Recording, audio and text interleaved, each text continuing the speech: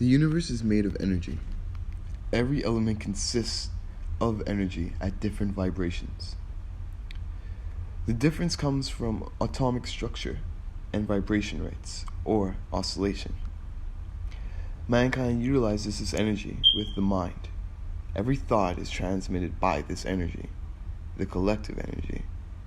Constructive or positive use of this energy or mana raises the level of the collective consciousness by man and raises his vibrational rate of frequency. Every individual has a different vibrational rate, and all our earthly problems are created by thought projection. What we think is what we get. Spiritual growth requires elimination of negative thought, which disrupts life energy or prana. You are which thought forms rule all. Ideal forms rule all. Now there are some uses of energy that humans do without even realizing. In some cases, people use energy to heal injuries without use of external medicine. People use it to reduce stress and fatigue. People use it to grow, mainly. People are meant to live moment to moment instead of day by day. There's power in positive thinking.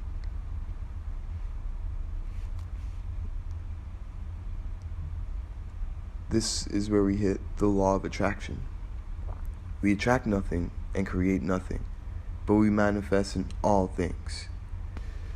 Your vibrate determines how you perceive reality.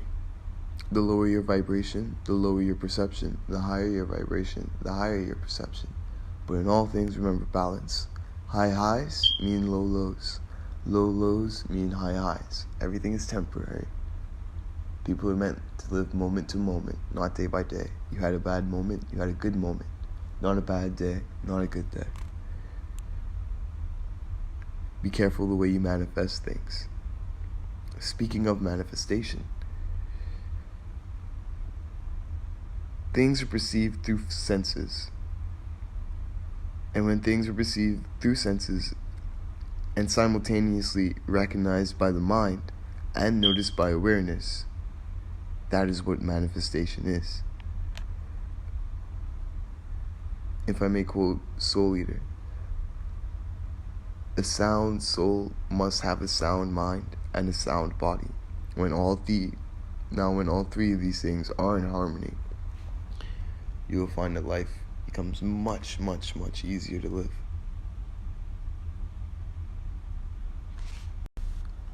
Today, crows laughed at me for ignoring myself and doing the opposite of what I thought was the right thing to do. It was a very interesting day. I was speaking to my friend Imani that day about animal guides and the way that things are always speaking to us. We just need the ears to listen and eyes to see. So we went to the beach to do some yoga with some pals, and we weren't sure where on the beach they had parked, because on Fort Lauderdale Beach, it's a long strip. I believe it's like 5 miles of beach, probably more, maybe less. But that's a lot of beach to search. I had an instinct that maybe they were on the other side, but I was at a point in my life where I didn't trust my instincts. I didn't trust myself. So I figured, I'm usually wrong. Let me check the other way just in case, just to be sure, So we started walking that way, and as we walk further and further, we're talking, and I'm distracted. But when I start paying attention again, I think to myself, we've been walking for a while, and I haven't seen anybody that looks like the people that we're looking for. It's a group of people. They should be easy to find on the beach. So I hesitated for a moment with a step. And my friend Imani asked me, hey, is everything okay? And I told her, yeah, everything's fine. And then I heard this cacophony of crows just start cawing. Like the murder just went crazy. They just went crazy, and they started cawing and cackling, laughing at my ass. So I look up, right? And the thing that was most trippy about it is The only sounds on the beach were the sounds of human life. You hear the occasional seagull, but that's it. You didn't hear any of these crows or ravens. I'm pretty sure they were crows. They were small-bodied. But I didn't hear any of them. But as soon as I had that thought and I took another step, the tree lit up with life. And they started going off on my ass. And I told my friend Imani, told her, hey, we should turn around. I don't think they're this way. And as soon as I turn my body around and take one step, the entire tree goes silent. It's extra crazy significant to me because I was telling her earlier that day about the crow. And in doing research into the crow that day after that event, I found out that my name, Brandon, means Crow King. Brand is actually a word used in, I believe, it's ancient Europe. It's an old European name. But Bran is a word used to describe blackbirds, usually ravens or crows. And Don is Italian, meaning king. I, the king of crows, ignored my people.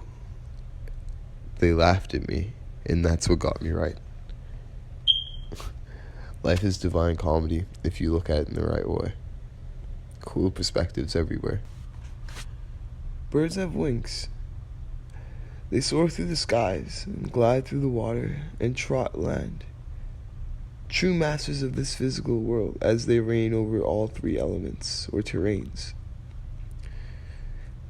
Even so, my friends, with all the freedom offered to them, even birds are preyed upon, even birds become captured and trapped. Don't be so hard on yourself.